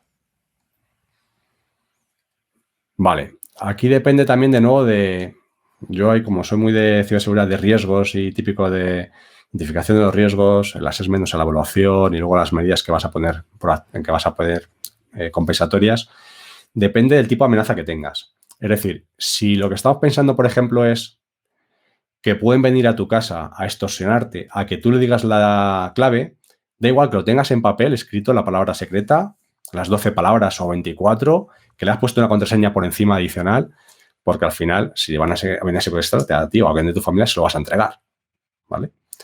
Entonces, ahí lo que te diría es, por ejemplo, escribirlo en papel, pero con algún sistema de reverse engineering de estos de los que haces, esa semilla está partida en trozos, de la forma que tú, por ejemplo, haces 3 papeles en los que tengas parte de la semilla en cada uno de ellos y necesitas tener 2 copias en papel para poder obtener los fondos. Y de esa forma, lo que te haría tendría distintas copias en distintas ubicaciones. Puedes tener uno, por ejemplo, en la caja fuerte de un banco, uno podría estar en tu casa y otro podría estar en cualquier otro sitio escondido al cual tú no tengas acceso fácil y aunque alguien viniera incluso a ponerte una pistola en la sien, no puedas acceder inmediatamente a él y no sea nada fácil de poder conseguir las 2 copias, ¿no? De esa forma te proteges no solamente de ti mismo, sino también de este tipo de actos, ¿no? Si no llegamos a ese tipo de extremos, de que te pueden secuestrar, sin llegar a ese tipo de extremos, simplemente es almacenarlo, claramente tiene que estar almacenado fuera de línea. Es decir, aunque utilicemos habitualmente gestores de contraseñas, yo recomendaría que esa clave de 12, 24 palabras o lo que sea, no la pongamos en un gestor de contraseñas, porque sigue estando online. Si te lo hackean, pues está expuesto todo, ¿no? Entonces, lo que te diría es tenerlo almacenado fuera, que puede ser en papel y si quieres evitar el que ese papel se te puede malograr porque puede arder o se puede quemar, puede destruirse con el agua y demás, pues hay incluso sistemas de poderlo escribir son 12 palabras al fin y al cabo, lo puedes escribir incluso con hierro metálico, lo puedes escribir en acero, lo puedes con un punzón, cualquier forma, ¿no? Pero esas palabras las tienes que almacenar de forma segura. Y siguiendo con el anonimato, ¿el reuso de direcciones afecta en cuanto a la persona, a la privacidad de la persona y al anonimato? Sí, quería puntualizar que el anterior es siempre descartando cómo almacenar esas palabras, digamos, descartando que tengas una hardware wallet. Si tienes una hardware wallet, pues ya sí tiene las palabras y demás, pero la hardware wallet es lo que te da la seguridad realmente. O sea, tienes que protegerla físicamente, la llavecita, digamos, ¿no? El dispositivo. Vale, con respecto a la pregunta de la privacidad. El reutilizar direcciones, por efecto, por ejemplo, en Bitcoin, cuando tú recibes una entrada de Bitcoins, automáticamente la dirección que tú vas a proveer luego a la siguiente va a poner una distinta. Va a evitar que la reutilices directamente. Si la persona te vuelve a enviar la misma dirección que tú le habías puesto anteriormente, lo vas a seguir recibiendo. No afecta a que tú lo puedas recibir. Al fin y al cabo, tu billetera está compuesta de un montón de direcciones y la suma de los contenidos, de los saldos de todas ellas es lo que hace el monto total de tu billetera, ¿vale? Pero es verdad que se recomienda siempre utilizar direcciones distintas. Sí, no utilizar la misma, sí. Eso es, para no utilizar para evitar la trazabilidad, ¿no? Claro, sucede que si tú siempre utilizas la misma dirección y las otras personas te envían esa misma dirección, lo que estás haciendo es, tú todavía puedes ser una persona anónima. Tú has dicho, esta es mi dirección y solamente las personas con las que has compartido esa dirección lo saben. Imagínate esa dirección, tú no has publicado en tu propio blog, esta es mi dirección de Bitcoin y no es mi identidad. Esta no es una dirección de Bitcoin Escudero, por ejemplo. Bueno, pues tú eso no lo has publicado. Pero si en algún futuro se sabe, automáticamente va a quedar comprometida posiblemente las personas de origen que en algún momento te han enviado fondos a ti. Las direcciones de origen de todas esas personas que una vez que te han trazado a ti, se podrá llegar hasta ellos. Algunas de esas direcciones de orígenes, pues a lo mejor puedes tener la buena o la mala suerte, depende de cómo quieras ver, de que alguna de esas direcciones es la dirección de salida de un exchange que él compró bitcoins, por ejemplo, los compró en un exchange, los tuvo, se los bajó a su cartera con una dirección y esa dirección el exchange la tiene almacenada. Está totalmente registrada que esa dirección es una dirección de depósito de destino asociada a la identidad de fulanito de tal, porque en ese exchange está registrado con nombres y apellidos. Tuvo que entregar su pasaporte para poderse identificar. Y luego él te ha enviado una pequeña cantidad de esa dirección que está asociada a su nombre hacia la tuya. Entonces, automáticamente, por ejemplo, podría quedarse comprometido las identidades, ¿no? Entonces, digamos que facilita en exceso el poder identificar las personas. Por eso se recomienda siempre no reutilizarlas. Afecta la privacidad en ese sentido. Y me dirás, pero ¿qué más me da a mí, por ejemplo, que se sepa que fulanito de tal, que tiene bitcoins, me los ha enviado a mí? Yo no tengo ningún problema de decir que esta dirección es mía y además que esta otra dirección es de esta otra persona, que tampoco tiene un problema en decirlo. Bueno, la regulación cambia con mucha rapidez, cambia con mucha facilidad. En el pasado, por ejemplo, no era problemático. Automáticamente decidieron que cualquier persona que tuviera cripto iba a tener que identificar que tiene cripto, con independencia de la cantidad, empezaron diciendo que si tenías más de 50.000 euros en efectivo, lo mismo que tú tienes más de 50.000 euros fuera del país, tienes que declararlo, tienes un modelo que tienes que declarar. Si tú tienes, por ejemplo, millones en lingotes de oro, no, porque eso está exento, eso es inversión pura, pero no son euros. Pero en cambio, en el caso de cripto, dijeron que si tú tienes equivalente a eso, sí lo tienes que declarar. O sea, si tú tenías Bitcoin en exchange, por ejemplo, estamos hablando hace muchos años, Bitcoins en exchange extranjeros y tienes una cantidad que traducido a euros supone más de 50.000 euros, lo tienes que declarar, ¿vale? Luego resulta que bajaron ese nivel y es cualquier cantidad que tú tengas, cualquier cantidad que tú tengas en cualquier cripto, en cualquier exchange del mundo, tú por el hecho de tener cripto tienes que declarar en una casilla de la declaración de Hacienda, de declaración de la renta, que tienes cripto. Simplemente tienes que decir, sí, te quedas aquí marcado con una estrella de David, de que tú eres judío y ya veremos en un futuro qué es lo que hacemos con eso, ¿no? Entonces, yo lo que diría es, intentaría al máximo posible facilitar esa trazabilidad. Las nuevas tecnologías facilitan el poder trazarlo, pero si lo utilizas razonablemente bien, digamos, si no cometes errores absurdos de reutilizar direcciones y demás, lo utilizas razonablemente bien, la trazabilidad es muy, muy difícil. ¿Con eso qué quiere decir? Si bien, haciendo un análisis, por ejemplo, de la cadena de bloques, podrías llegar a una conclusión de que entre este emisor de dinero hasta este otro receptor podría haber un cierto tipo de relación, esa relación a lo mejor puede tener una fiabilidad de un 33% o un 40% de probabilidades de que estén relacionados el vendedor con el comprador de alguna forma. Y un X%, pongamos un 45%, de que han tenido alguna transacción previa entre ellos, por ejemplo. Es un tipo de, digamos, de severidad relativamente bajo, ¿no? Para investigaciones, por ejemplo, para FBI, policía y demás, les puede venir bien decir, a ver, queremos saber si este grupo de narcóticos puede estar relacionado con este delito que se produjo en tal otro sitio, ¿no? No necesitan tener la seguridad 100%, pero para iniciar la investigación, para poder convencer a un juez y poder obtener una orden judicial y demás, les puede interesar tener ciertos indicios que sin llegar a la categoría de pruebas le dé pistas de podrían tener una alta probabilidad de estar relacionados ambos delitos, ¿no? Uh-huh. Pues aquí un poco en ese mismo tipo. Entonces, creo que esa trazabilidad, aunque tú utilices los bitcoins para comprarte camisetas y totalmente todo legal y no estemos hablando de ningún tipo de las cosas habituales que se suelen criticar para las que se utiliza el cripto, pues sí diría a la gente que sea bastante cautelosa porque lo que hoy en día es algo más o menos normal y demás, en un futuro puede estar perseguido muchísimo más de lo que está hoy en día. Y si hemos sido cautelosos en el futuro no tendremos problemas, pero si no lo hemos sido, a lo mejor, aunque tú a partir de ahora empieces a ser bastante cauteloso, eso no quita que tu pasado está ahí y está escrito en piedra que no vas a poder cambiar. Hasta ahora hemos hablado como Bitcoin, como un registro contable público que puede ser auditado por cualquier persona, pero por el contrario también hay monedas alternativas que su blockchain es totalmente privada. ¿Qué opinión tienes sobre las monedas privadas tales como Monero u otras? Bueno, el concepto no es tanto la moneda privada, no es concepto de blockchain pública frente a blockchain privada sí. O permisionadas de alguna forma, porque hay todo tipo de escenarios mixtos, ¿verdad? Entonces, para mí la tecnología blockchain, digamos que es el ejemplo perfecto de llevarla el nivel de descentralización al extremo. Es decir, si tú quieres un nivel de seguridad máximo, lo máximo que puedes conseguir, un nivel de seguridad extremo, en el que no tengas un solo punto de fallo, pero no solamente menos probabilidades, sino totalmente descentralizado, lo quieres llevar al extremo, la única solución viable para eso es una cadena totalmente pública, un blockchain totalmente público. Y hay miles de soluciones, que no solamente Bitcoin, que van en esa línea, ¿no? Claro, para muchísimas soluciones que nosotros estamos utilizando en nuestro día a día, quizá tú no necesitas ese nivel de seguridad. Es decir, que a ti de alguien te dé un nivel de seguridad, por ejemplo, y no depender de un tercero, vamos a poner una probabilidad de que puede haber algún tipo de ataque, vamos a ponerle que fuera el equivalente a que te ha caído un rayo como 13 veces. En el mismo segundo, en el mismo sitio, 13 veces. Hombre, la probabilidad de que eso suceda es ridícula. O sea, es 0, o sea, es 1 entre 2 elevado a no sé cuántos. Una barbaridad. 2 elevado a 128, ¿no? Es una barbaridad.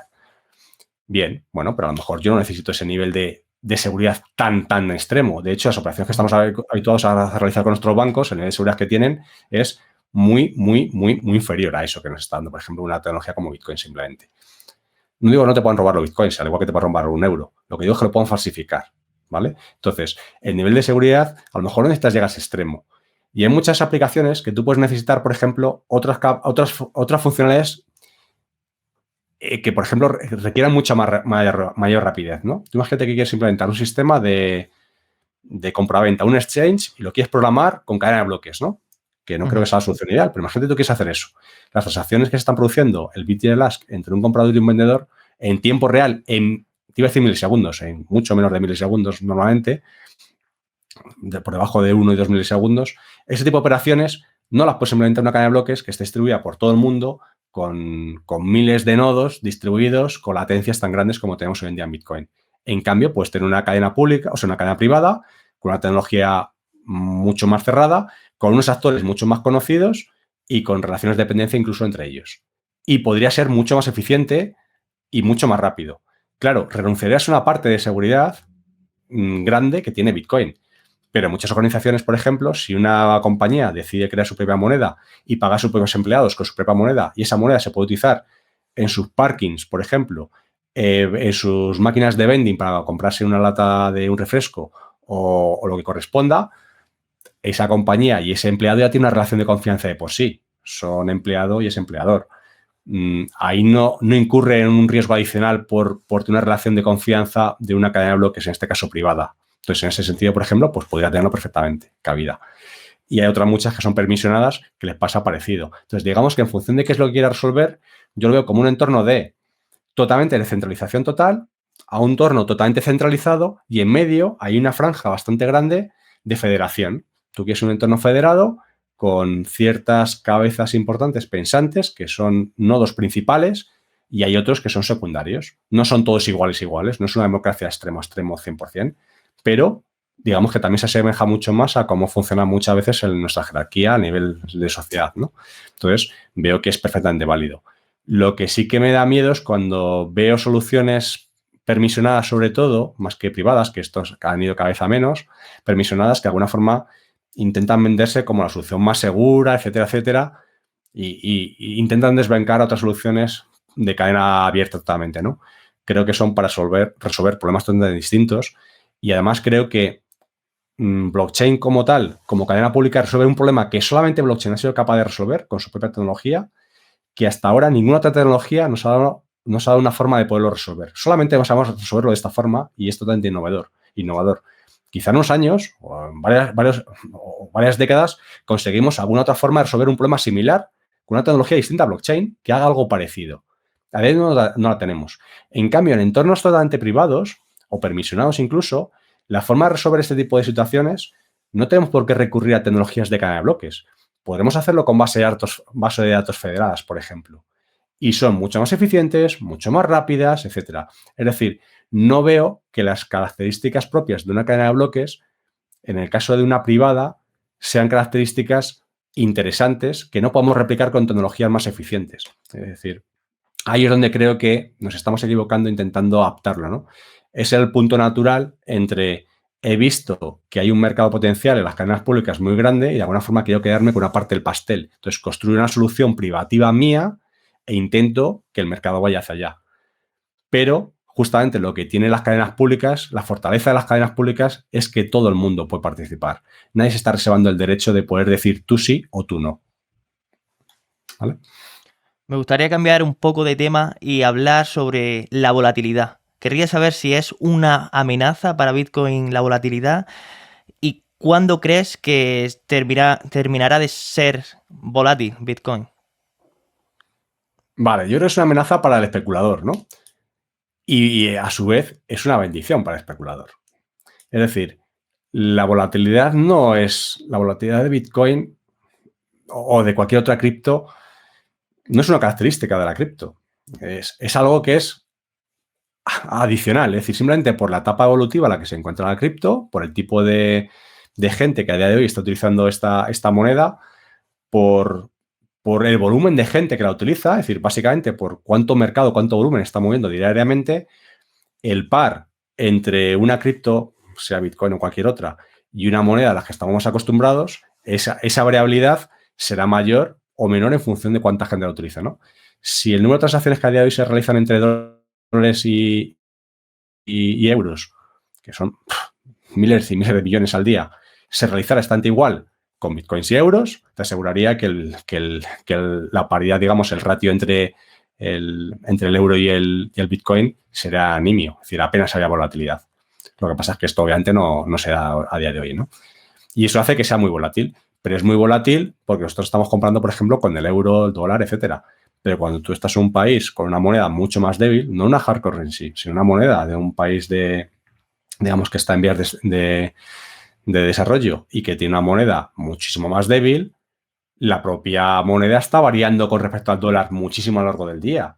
Y en cambio Bitcoin varía incluso menos. Ahí la volatilidad no es el problema de Bitcoin, es la volatilidad de la propia moneda, ¿no? Claro, para nosotros que estamos acostumbrados a economías un poco más establecidas, pues sigue siendo una volatilidad muy grande. Entonces, el uso que todavía tiene Bitcoin para mucha gente, por desgracia, para mí, es totalmente especulativo. Es decir, se fijan solamente en el precio. Va a subir, llegó a no sé cuánto, valía $60.000, ahora está en 23.000 o 22, va subiendo, bajando. Pero creo que la gente pierde de vista lo importante, que no es justamente el precio. Esa volatilidad se reducirá cuando mucha más gente lo esté utilizando en su día a día. Sí. A mayor adopción, menor volatilidad. Eso es. Imaginemos, por ejemplo, que empieza a haber compañías que pueden ser startups inicialmente, que parte de los beneficios de esa compañía a sus empleados se la pagan en bitcoins. Ya no el equivalente al X de salario, un porcentaje equivalente a bitcoins, sino directamente en X bitcoins. Si esos bitcoins suben o bajan, yo te voy a seguir pagando en bitcoins, no en euros o en dólares. Que la economía estuviera totalmente asociada a esa moneda, ¿no? Es un paso bastante más allá incluso de lo que pasa en El Salvador. Entonces, en ese modelo llegará un momento en que empezarán a crearse productos por encima de intentar mitigar esa volatilidad.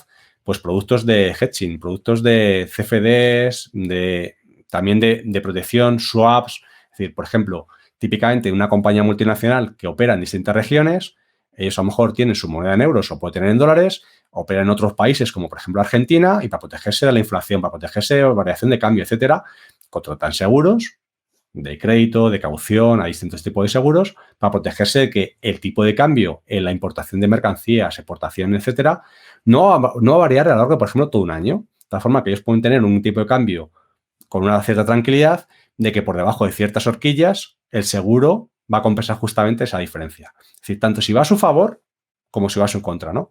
Ese tipo de productos se han dado porque es una necesidad del mercado. Bueno, pues ese tipo de cosas pasarán de forma natural en Bitcoin tan pronto como haya mucha más gente que lo adopte y hará que la estabilidad sea mucho mayor. Si miramos la volatilidad que tiene Bitcoin en los orígenes y lo que tiene hoy en día, pues hoy en día es una volatilidad de juguete. Es decir, está acostumbrado a ver todos los días durante mucho tiempo volatilidades de más del 50%. Esto era todos los días, un lunes, un miércoles, un jueves, cualquier día. Hoy en día vemos una volatilidad de un 5% y es noticia. Entonces, obviamente ha ido reduciéndose, todavía es bastante volátil, pero la volatilidad para mí no es riesgo.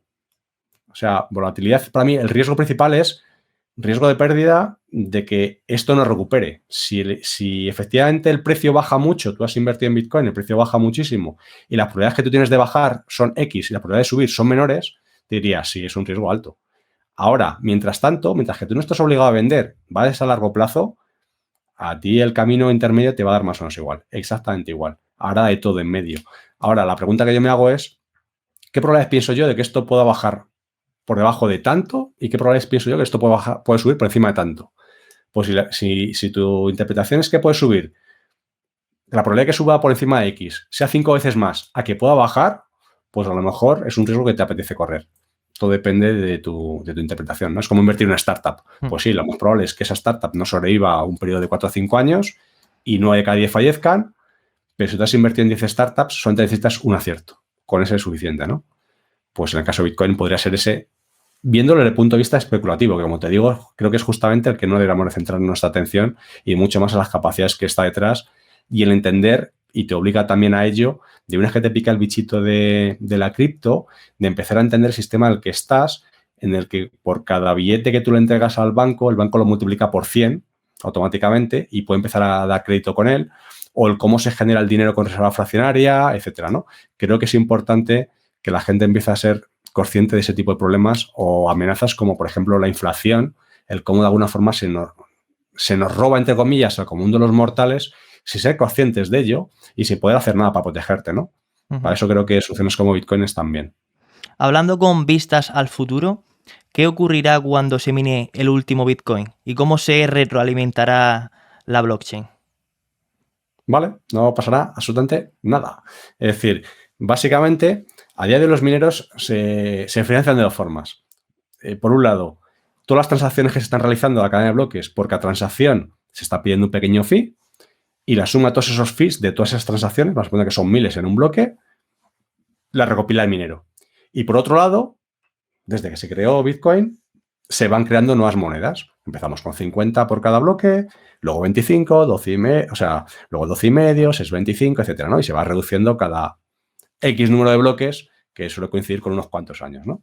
Pero digamos que a día de hoy, cada vez va bajando el número de bitcoins que recibe el minero, cada vez va bajando más el número de bitcoins que va recibiendo el minero por crear nueva moneda, por emitir nueva moneda. En cambio, el número de transacciones que se realizan es lo que le va dando cada vez más rentabilidad, ¿no? Esto va a ir así, es decir, cada vez recibirá cada vez menos de esas monedas nuevas que crea y llegará un momento que casi toda su financiación será plenamente las transacciones. Llega un momento que ya no recibirá nada por crear nueva moneda, pero seguirá haciéndolo, seguirá validando las transacciones por el simple incentivo de que validación de transacciones implica quedarse con las comisiones de esas transacciones. O sea, seguirá haciendo exactamente su rol. Lo único es cambiará la fuente, el incentivo que tenía. Antes tenía dos fuentes de financiación, ya tendrá solamente una. Y me dirás, ya, pero si ahora va a tener mucho menos, primero, no va a ser inmediato, es decir, esta va a ser una reducción progresiva y será en 2140 cuando no reciban absolutamente nada por crear moneda, ¿no? Lo cual no quita que muchísimo tiempo antes ya casi el incentivo sea muy pequeño. Pero incluso aunque fuera totalmente radical, no vamos a suponer que cambias directamente de recibir un Bitcoin a recibir 0 por minar monedas y ahora ya solamente de comisiones. Aunque fuera totalmente radical, obviamente los mineros se van a ajustar a ese grado de dificultad. Es decir, si la comisión que recibo por esas transacciones no me compensa el gasto energético que estoy poniendo, tecnología, etcétera, etcétera, de mi negocio de minería, pues dejaré de minar. Si resulta que sí me compensa, minaré más. Por tanto, lo que haremos es que ajustaremos la necesidad de garantizar esa seguridad de las transacciones con los mineros en función de cuánto uso se esté dando a la tecnología, mayor o menor. Ahora, Víctor, vamos a entrar a la sección de preguntas rápidas. Son básicamente preguntas muy simples y te voy a dar a elegir dos opciones. Ninguna buena, ¿no? Nada, muy fácil. La primera es, ¿qué prefieres, una blockchain pública o privada? Pública. ¿Una divisa digital o cash? Cash. ¿Centralización o descentralización? Descentralización. ¿Prueba de trabajo o prueba de participación? Prueba de trabajo. Y la última, ¿recomiendas poseer Bitcoin? Sí. Muy bien. Con muchos matices, porque no puedo dar recomendaciones financieras y demás, pero con muchísimos matices, pero por supuesto, sí. No diría nadie, invierte una gran cantidad de tu capital en Bitcoin, pero sí diría prácticamente todo el mundo, ten algo, muy poquito, porque aunque sea muy poquito, te va a obligar a que despiertes de alguna forma el sistema en el que estamos. Sí, y seguramente igual tienes más riesgo de no tener que de tener una porción. Sí. Bueno, pues hasta aquí han sido las preguntas rápidas y una última preguntilla sería, ¿qué consejo le darías a los actuales holders y a los futuros, e incluso para los que se quieran iniciar? Vale. Creo que en esa misma línea, por ejemplo, que comentaba antes, es muy importante que cada uno sepa un poco, en modo inversión, en qué escenario quiere estar, ¿no? Para mí, por ejemplo, Bitcoin es muy importante en modo hedging, es decir, en modo protección, como lo que en el pasado era mucho el oro de valor refugio. Creo que es importante tener acciones en esa nueva posibilidad. Es decir, yo soy muy creyente en la tecnología en Bitcoin y demás. No sé en un futuro cómo va a ir. Lo que tengo muy claro es que hay muchos riesgos a día de hoy con nuestra economía actual y no puedes tener todos los huevos en la misma cesta. Entonces, haciendo esa lectura, lo mismo que uno puede tener su riqueza en fondos de inversión, en acciones directamente, en planes de pensiones, en inmobiliario, en el banco, en cash, en efectivo, etcétera, tienes que tener una parte en cripto, clarísimamente. Mi lectura es esa. Y además no digo cripto, digo Bitcoin, ¿vale? Cripto en general es como lo conocemos, pero si lo quieres en dinero, no hay ninguna a día de hoy que se asemeje ligeramente cercana a Bitcoin. Entonces, tienes que tener algo en Bitcoin. ¿Cómo cuánto? Ahí en función depende, o sea, eso ya depende en función de si tú eres mucho más creyente o menos, qué porcentaje de esa riqueza que tú puedas tener, quisieras tener ahí. Pero creo que apenas hay casos en los que no recomendaría tener absolutamente nada. Es decir, porque aunque tengas muy poquito, el hecho de tener, como te decía antes, te va a crear un incentivo muy importante para empezar a entender un poco cómo funciona la economía real, a la que estamos acostumbrados, y cómo funcionan los sistemas de transmisión de riqueza, de intercambio, etcétera, ¿no? Y creo que el simplemente hecho de tener es importante. Hay gente que plantea, pues, tener un 5% de su riqueza, otros un 2, otros un 0, no sé cuánto. Yo ahí no te puedo dar porcentajes. Pero lo que sí que tengo claro es que asumes mucho más riesgo teniéndolo todo en hard currency, en dólares o en euros, que teniendo una parte en Bitcoin. Y además, aunque sea muy pequeña, es decir, yo esa cantidad no lo diría por el hecho de especular y decir, va a subir a no sé cuánto, porque para esa función especulativa, pues a lo mejor te puede interesar también tener otras cripto que no sean Bitcoin y a lo mejor, oye, pues puedes tener suerte y, entre comillas, das el pelotazo, ¿no? Yo no lo estoy viendo en ese punto, lo estoy viendo en el sentido de qué pasaría, imagínate un escenario muy radical en que nuestra economía real se va a pique. Tenemos un default. España ha habido default 13 veces en la historia. Es el país que más default ha tenido. Y nos parece esto inconcebible porque, claro, ni nuestros padres ni nuestros abuelos lo han vivido y se nos ha olvidado el siglo XVIII, XVII y todos anteriores, ¿no? Entonces, nos parece que esta probabilidad es muy pequeña, pero imaginemos un caso que se nos puede dar. Es decir, yo sin ir más lejos muchas veces he comentado el caso, imagínate que estás en Ucrania y te llega un 24 de febrero y entra a Rusia directamente.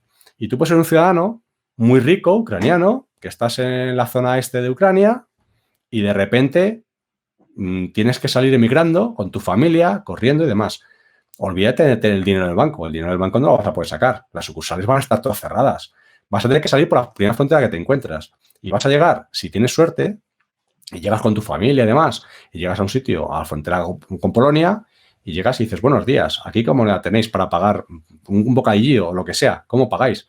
¿En zlotys? ¿En euros? ¿En, yo qué sé, en leys? En lo que queráis, en cualquier tipo de moneda.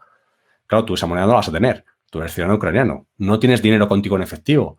Y además, aunque lo tengas, no lo has podido sacar. Y aunque lo tengas en el banco, automáticamente a los 2 días de la invasión, la riqueza automáticamente se acaba de depreciar. Tu moneda local se acaba de depreciar entre un 30 y un 40%. Así, automáticamente. Es decir, aunque tú tengas dinero, acabas de tener, si antes tenías 100.000 en el banco, 100.000 euros, el equivalente, tendrías 60.000. Así, de un día para otro. Entonces, es un hándicap muy importante. Y lo que voy es cómo sacas toda esa riqueza que tienes ahí para simplemente poder alimentar a tu familia en un país distinto. Pues no tendrías esa opción. Imagínate eso mismo que lo llevas en bitcoins. Lo llevas en 12 palabritas aquí, grabado en la cabeza, o en 24 palabras, y lo llevas ahí.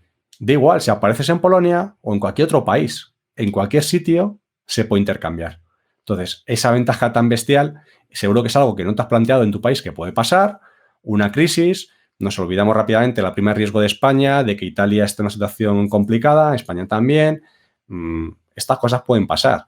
Y si miramos a nuestros países, por ejemplo, a países latinoamericanos y países hermanos y demás, que lo han vivido con bastante frecuencia, Venezuela, Argentina, etcétera, Cuba, no hace falta irse tan lejos. Entonces, yo no digo que esa probabilidad sea muy alta de que pueda pasar, pero lo que estoy diciendo es, si llega a una situación de esa naturaleza, más vale que esté diversificado como para no vivir bajo un puente, ¿no? Y aunque tengas una pequeña cantidad en Bitcoin, seguramente sea lo que te marque la diferencia como para poder subsistir en ese caso. Es decir, a lo mejor tienes poca cantidad, pero imaginémonos en un supuesto muy radical, estoy hablando de una situación muy radical, de que de repente la economía en euros, la eurozona, se desploma completamente y tú lo que tienes casi todo es euros. En esa situación, seguro que Bitcoin se dispararía frente al euro. ¿Cuánto valdría? El intercambio por euros valdría una barbaridad. Aunque tú tengas pocos, si antes tenías equivalente a 100, automáticamente vas a pasar a tener el equivalente a 5.000 en nada de tiempo. Pues justamente ese valor de protección lo acaba de cumplir en esa situación. No estamos pensando, yo no estaría pensando en un entorno de especular, de que gane muchísimo porque esto se va a revalorizar y yo puedo venderlo, sino en situaciones extremas que en principio no deberían de suceder, si llegan a pasar, al menos sobrevivo. Sí, la visión de un activo digital como refugio. Eso es. Para mí esa función sería la más importante. Antes de finalizar el podcast, querría preguntarte a quién te gustaría ver en el próximo vídeo que viniese a Encriptados. ¿A quién me recomiendas? No te sabría decir, hay mucha gente, ¿no? Yo escucho mucho, no es de los que más coincida con él. Escucho mucho a Bruno Ticoin y varias personas más de su entorno. Filosóficamente tenemos visiones un poco distintas en algunos aspectos que está escuchando, que va diciendo y demás, pero creo que sí que ha conseguido también un ecosistema también dentro de Bitcoin bastante interesante, de personas interesantes a las cuales entrevista, ¿no? Aparte de sus conocimientos que puede tener en un montón de aspectos, creo que la gente que entrevista también aporta mucho valor y él también como tal aporta bastante valor a la comunidad. Sí, yo también lo sigo y es un grande, ha creado una muy buena comunidad. De la misma manera, animo a toda la comunidad de encriptados a que me escribáis en los comentarios quién os gustaría ver en el próximo podcast. Víctor, darte las gracias muchísimo por aceptar la propuesta de venir al podcast. De igual manera voy a dejar todas sus redes sociales en la descripción, junto con las redes sociales de Encriptados. Y de verdad que has aportado muchísimo valor, hemos aprendido mucho y ha sido un podcast muy intenso de gran conocimiento. Y de tenerte a ti como un referente que has sido y eres, pues ha sido genial poder tenerte aquí. Pues nada, muchísimas gracias a ti, Marcos. Te deseo muchísima suerte con esta nueva iniciativa que has tenido. Me encanta y adelante, a por ello. Muchísimas gracias por todo. Un placer. Un placer, Víctor. Nos vemos en el próximo vídeo.